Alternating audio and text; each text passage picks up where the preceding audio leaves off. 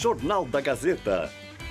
Oferecimento Faculdade Casper Libero, formando os melhores profissionais da comunicação.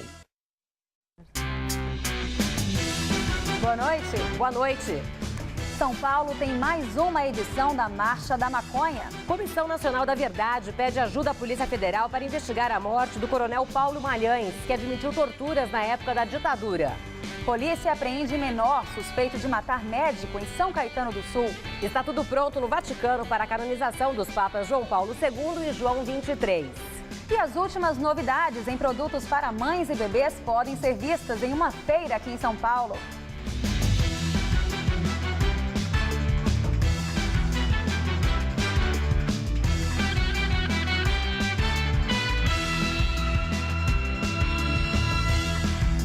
Aconteceu hoje em São Paulo mais uma edição da Marcha da Maconha. Segundo os organizadores e a Polícia Militar, 3.000 pessoas participaram do ato. Aos poucos, o vão do MASP na Avenida Paulista foi ficando cheio.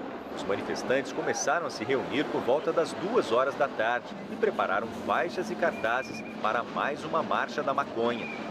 Cláudio participa do movimento pela primeira vez, trabalha na área da saúde e é a favor da liberação da maconha. Eu acho que a questão do uso de substâncias psicoativas, ele é um fenômeno que é universal. Todas as culturas, em qualquer época da humanidade, fazem uso, né, ou ritualizado ou social, de qualquer tipo, de vários tipos de substâncias chamadas comumente de drogas. E eu acho que a questão da licitude ou da ilicitude é uma questão cultural. Maria Antônia também trouxe estampada na camiseta a opinião que tem sobre o tema. Ela teve câncer e assume que fez um tratamento alternativo usando a maconha. Fui conversar com os médicos, eles aprovaram, inclusive me acompanharam durante todo o tratamento. E a nossa luta é pelo cultivo, seja legalizado o cultivo. Eu posso fazer meu próprio remédio, eu não preciso sair correndo para ir numa biqueira toda vez que eu tenho dor. Este ano a marcha trouxe o tema Cultivar a Liberdade para não colher a guerra. Segundo os organizadores, 10.000 pessoas participam do evento. De jeito nenhum, a Marcha da Maconha é uma apologia ao uso de drogas ou ao uso da maconha. O que a gente está tentando fazer é um debate sobre a política de drogas no Brasil, né? Então, a gente chama a atenção que não é um debate só de usuários. A gente acredita que todas as pessoas devem ser a favor da legalização, porque é uma questão de segurança pública, de saúde pública, de liberdade. Depois da concentração, a Marcha da Maconha seguiu em direção à Praça Roosevelt, no centro da cidade. Os manifestantes fecharam o sentido Consolação da Avenida Paulista e desceram a Rua Augusta, que teve o tráfego totalmente interrompido. Eles seguravam faixas e cartazes e falavam a favor da legalização da maconha. Uma máquina soltava fumaça durante todo o trajeto. Já no final da passeata, eles entraram na Rua da Consolação e seguiram para a Praça Roosevelt, onde permaneceram reunidos por um tempo e depois se dispersaram. O movimento foi tranquilo e não houve nenhum incidente. Polícia apreende menor suspeito de matar médico no ABC Paulista. Ele estava escondido na casa de parentes, na Paraíba, mas acabou se entregando e foi enviado a São Paulo pela polícia paraibana. O adolescente de 15 anos confessou ter atirado no médico Dárcio Maurício Correia, segundo a PM. O ortopedista da Seleção Brasileira de Tênis de Mesa foi baleado no peito durante um assalto em 24 de março. Ele foi abordado por criminosos assim que saiu do carro, quando estava chegando à academia em São Caetano do Sul. Dárcio foi socorrido, mas morreu durante o atendimento. Testemunhas disseram ter visto 2 homens correndo após os disparos. Caso Paulo Malhães. Comissão Nacional da Verdade pede ajuda à Polícia Federal para investigar a morte do coronel, que foi enterrado hoje. No mês passado, ele assumiu ter participado de torturas durante a ditadura militar. Paulo Malhães foi morto ontem em sua casa em Nova Iguaçu, na Baixada Fluminense. A polícia irá apurar se o crime foi queima de arquivo. De acordo com a mulher de Malhães, 3 homens invadiram o imóvel e assassinaram o militar. A suspeita é de que ele tenha sido asfixiado, mas a hipótese de que ele tenha sido baleado não foi descartada. O corpo do coronel foi enterrado hoje no Rio de Janeiro. Ele tinha 76 anos. Em depoimento à Comissão Nacional da Verdade, Malhães admitiu que torturou e matou pessoas durante a ditadura. Agora à tarde, o jornal O Globo divulgou que teve acesso à guia de sepultamento de Paulo Malhães. Segundo o documento, as causas da morte foram edema pulmonar, isquemia de miocárdio e miocardiopatia hipertrófica. O jornal consultou o legista Nelson Massini, que afirmou à publicação que Malhães possivelmente teve um infarto. Em entrevista ao jornal, Massini afirma que os dados indicam que o óbito não foi ocasionado por algum tipo de violência, como asfixia, uma das possibilidades investigadas pela polícia. Os investigadores trabalham com as hipóteses de latrocínio, que é o roubo seguido de morte, pois foram levadas armas da casa de Malhães, vingança ou queima de arquivo. Imóveis construídos de maneira irregular em São Paulo podem ter anistia, segundo o novo plano diretor da cidade. O texto deve ir a plenário para a primeira votação na Câmara Municipal na terça-feira. O artigo 335 do plano prevê que imóveis ilegais construídos até dezembro do ano passado poderão obter anistia. Porém, será necessária a comprovação de que as construções estão em boas condições e o pagamento da outorga onerosa, uma concessão do município para que possa construir de acordo com as restrições existentes na região. Segundo o texto, que não fazia parte do projeto original apresentado à Câmara, o prefeito Fernando Haddad deverá fazer uma lei específica para essa anistia, que deverá valer para imóveis residenciais e comerciais. O fim de semana começou gelado. Ao amanhecer, a cidade registrou a menor temperatura do ano até agora, 15,2 graus. O dia seguiu típico de outono, sol entre muitas nuvens e temperaturas amenas durante o dia. Agora a noite volta a esfriar para valer e é bom se agasalhar porque o frio dessa madrugada pode superar o da última e bater um novo recorde. Vamos à previsão para este domingo no Brasil e no estado de São Paulo.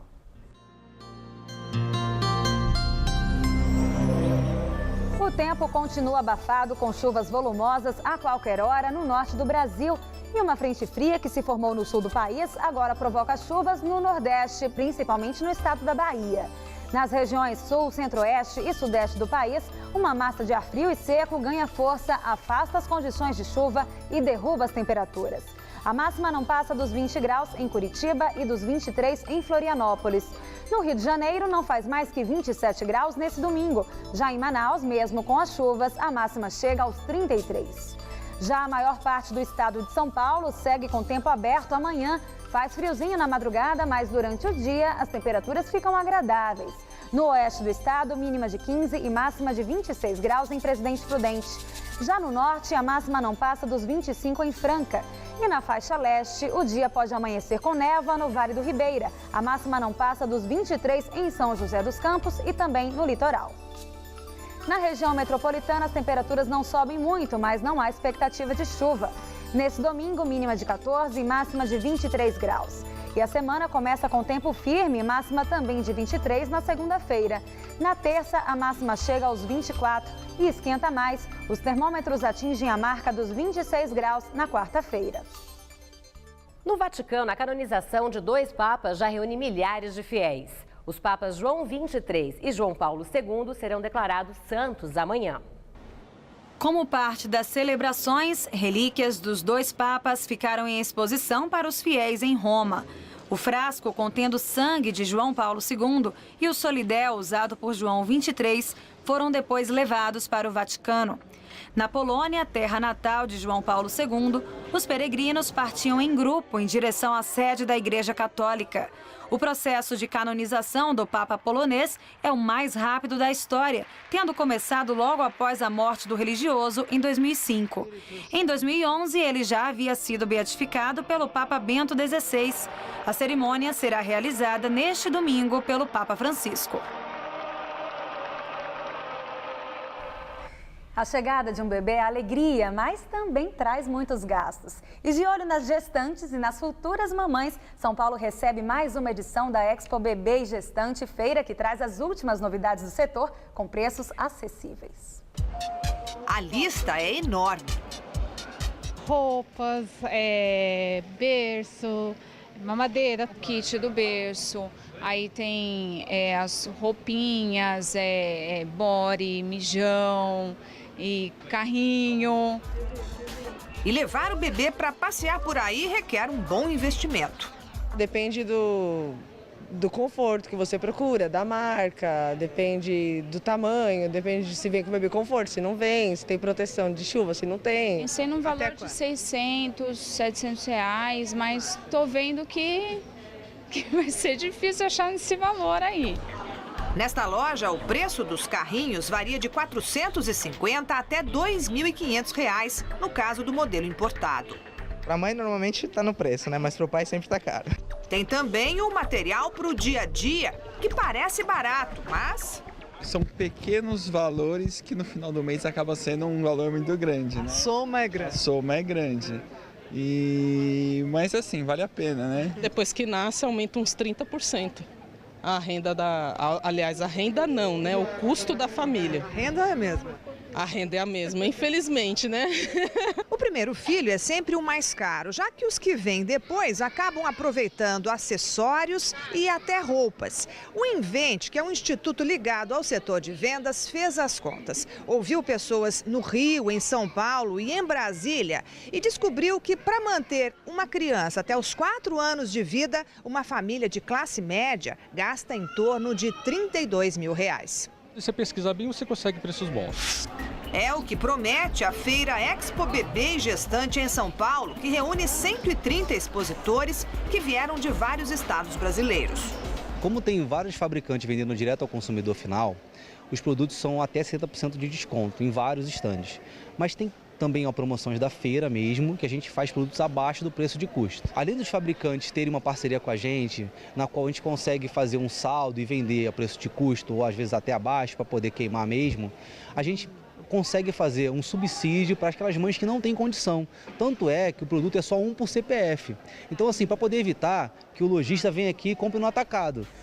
Para tirar a prova, nós acompanhamos a Jéssica, grávida de 5 meses, à espera do Bruno. Junto com a mãe, ela percorreu os estandes em busca de alguns itens que ainda estão faltando no enxoval.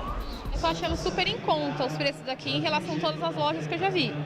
Inclusive ali eu acabei de olhar agora o kit de bolsa, está R$259 e eu já achei por R$500, R$600. Gostou das roupinhas? Eu gostei muito do pano super quentinho. Agora R$20, tá bom o preço? Tá sim. Quanto seria numa loja de rua normal? Em torno de uns 40, o dobro. Agora a prova do carrinho. Isso daqui tá 230, né? 200. Isso, 230. Tá bom esse preço? Tá. Tá, porque se eu for achar na redondeza onde eu moro ali, 400, 700, é muito mais caro.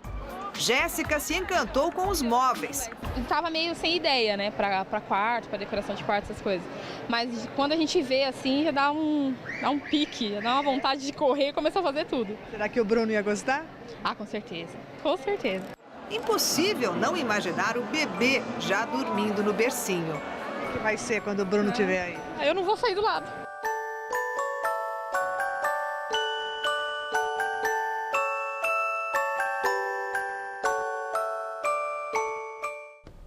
A Expo Bebê e Gestante acontece até o dia 4 de maio no Espaço Jaguaré, na Avenida Jaguaré, número 1133. A feira funciona das 2 da tarde às 10 da noite. A entrada é gratuita. Saiba quais são os destaques das revistas semanais de informação. Se puxar mais, rasga. Veja atrás uma reportagem que mostra o cabo de guerra dentro do PT entre os apoiadores de Dilma e os de Lula. A disputa, segundo a revista, estaria ameaçando a reeleição até mais que a oposição. Época destaca um tema de saúde e faz uma matéria questionando os supostos benefícios do cigarro eletrônico.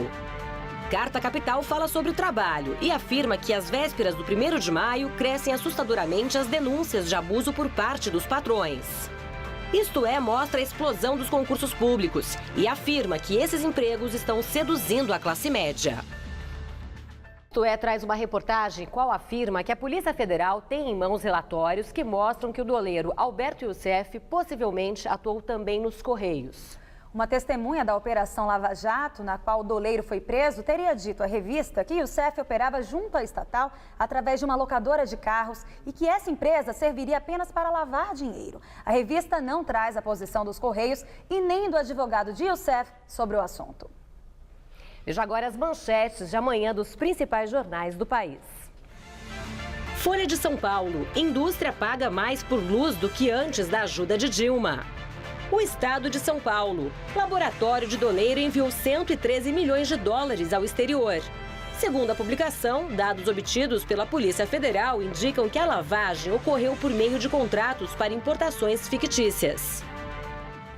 Eles estão sempre alerta. O Grupo Escoteiro São Paulo completa 90 anos, transmitindo às novas gerações os lemas e tradições do escotismo paulista. Eles hasteiam a bandeira, brincam e se divertem. Esses jovens fazem parte do Grupo Escoteiro São Paulo, que foi fundado em 1923 e desde o final da década de 70 tem sede no bairro do Brooklyn, na zona sul da cidade. As crianças não têm mais oportunidade de brincar, de ser. E o escotismo é um grande jogo, só que nele está embutido todos os valores e objetivos educacionais, sem aquele ranço de escolinha que você tem que fazer. Não, faz parte do dia a dia. A proposta do escotismo é o desenvolvimento do jovem por meio de um sistema de valores que prioriza a honra através da prática do trabalho em equipe e da vida ao ar livre. No acampamento passado a gente fez escalada, a gente escalou uma montanha, depois desceu de rapel. Está sempre alerta para servir, fazendo o melhor possível para tentar melhorar a sociedade. Os iniciantes, ou lobinhos, entram com 6 anos e meio. Após 3 fases e com 21 anos, o escoteiro é considerado pioneiro, mas pode continuar participando das atividades como voluntário. Se quiser seguir adiante, precisará se aprimorar para, no futuro, transmitir os ensinamentos aos iniciantes. Nessa sala está reunida a memória do Grupo Escoteiro São Paulo. E um dos fatos que mais marcaram a história do grupo foi a participação na Revolução de 1932, trabalhando na frente de batalha e atendendo aos soldados feridos. Num acerto com a Cruz Vermelha Brasileira, foram para as frentes de batalha, na qualidade de enfermeiros, padioleiros, motoristas, cozinheiros.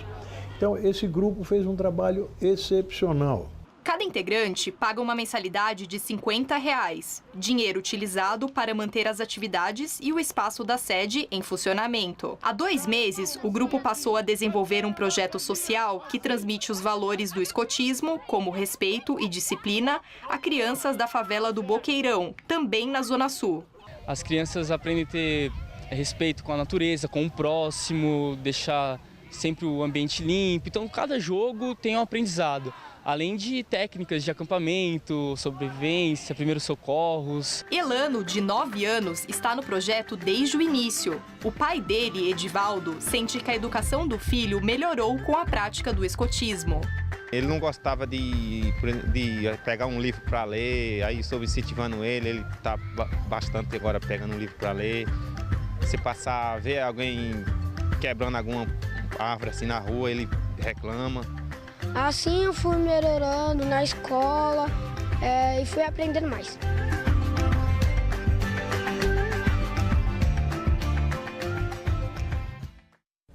Quem quiser ser um escoteiro pode visitar o site da União dos Escoteiros do Brasil e procurar o grupo mais próximo de sua casa. O endereço é o escoteiros.org.br.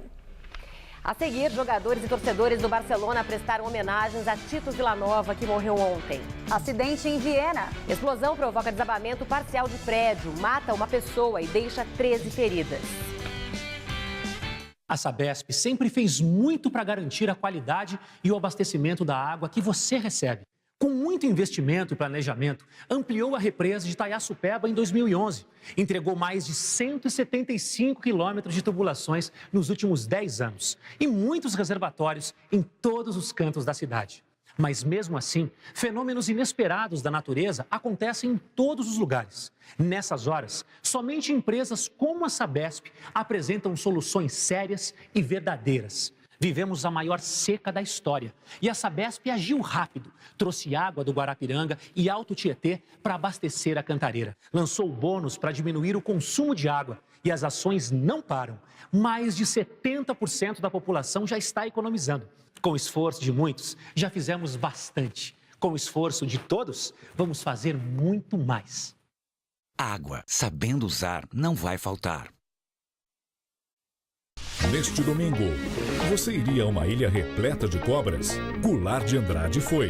Em 2003, ele conheceu de perto a Ilha Queimada Grande, em Santos, conhecida pela grande quantidade de cobras venenosas. Agora, a nova geração atualiza a matéria conversando com a última bióloga que foi à ilha e visitando o Instituto Butantan.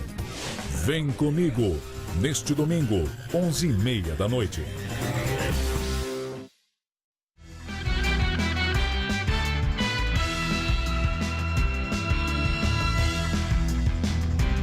Jogadores e torcedores do Barcelona prestaram homenagens hoje ao ex-técnico da equipe, Tito Vilanova, que morreu ontem. Ele lutava contra um câncer desde 2011. Com bandeiras a meio mastro, o clube catalão cedeu espaço para que fossem prestadas homenagens ao ex-treinador da equipe. Vários atletas do time principal do clube compareceram à cerimônia. Tito Vilanova iniciou sua carreira como treinador no Barcelona em 2001, após se aposentar como jogador de futebol. Ele começou comandando as categorias de base do clube, mas logo foi promovido e virou assistente do então técnico da equipe principal, Pepe Guardiola. Vilanova alcançou o auge em 2012, quando se tornou treinador do Barcelona. Ele chegou a ganhar o campeonato espanhol daquele ano, mas teve que deixar o cargo no fim da temporada, pois estava com a saúde fragilizada. Explosão em prédio mata uma pessoa e deixa outras 13 feridas em Viena. A explosão provocou o desabamento parcial do edifício. Um carro que estava na rua ficou danificado. Equipes de resgate confirmaram que um jovem de 19 anos de idade morreu. Ele havia sido resgatado, mas não resistiu aos ferimentos. Outras 13 pessoas precisaram receber atendimento médico, mas apenas uma teve ferimentos mais graves. As autoridades ainda investigam as causas da explosão. Tensão na Ucrânia. Equipe de observadores internacionais é mantida refém por militantes pró-Rússia, que ameaçam usar essas pessoas como escudos humanos.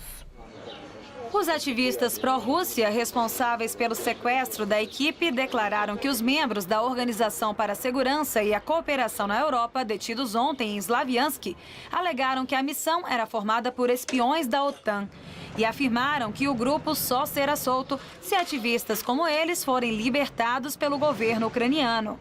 Enquanto isso, o primeiro-ministro da Ucrânia, Arseniy Yatsenyuk, que está em Roma para a canonização dos papas João Paulo II e João XXIII, afirmou que jatos russos violaram o espaço aéreo ucraniano 7 vezes durante a noite e que a agressão russa deve ser vista como uma afronta à estabilidade. No início do dia, o primeiro-ministro se reuniu com o Papa Francisco para uma audiência privada, que durou cerca de 20 minutos. O Papa pediu que ambos os lados lutem pela paz e deu a Yatsenyuk uma caneta, dizendo que espera que o primeiro-ministro use o objeto para assinar um acordo de paz com a Rússia. E diante do papel de Vladimir Putin na crise ucraniana, o G7, grupo dos países mais desenvolvidos do mundo, decidiu impor novas sanções russas. As restrições serão feitas a diretores de empresas de energia e bancos russos. E na Rússia ocorreu um campeonato internacional de esculturas de areia. As obras de arte são impressionantes. 9 artistas criaram esculturas que são réplicas de cenários famosos de cidades como Paris, Nova York, Moscou, Copenhague, Veneza e Singapura. Eles começaram a trabalhar com a areia na semana passada e criaram obras que chamaram a atenção pela beleza e riqueza de detalhes. Muitos ainda dão os últimos retoques nas obras. Uma comissão de juízes irá julgar os trabalhos e o vencedor será anunciado na terça-feira. E o Jornal da Gazeta termina aqui. A edição de hoje pode ser vista daqui a pouco no site youtube.com/Jornal da Gazeta. Uma ótima noite, um excelente final de semana para você. Nós voltaremos na segunda-feira às 19 horas. Boa noite, até lá.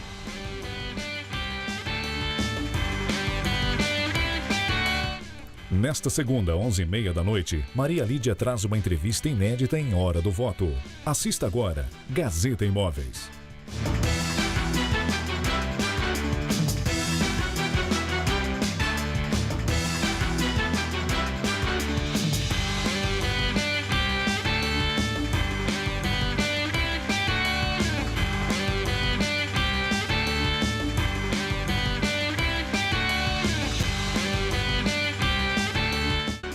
Jornal da Gazeta.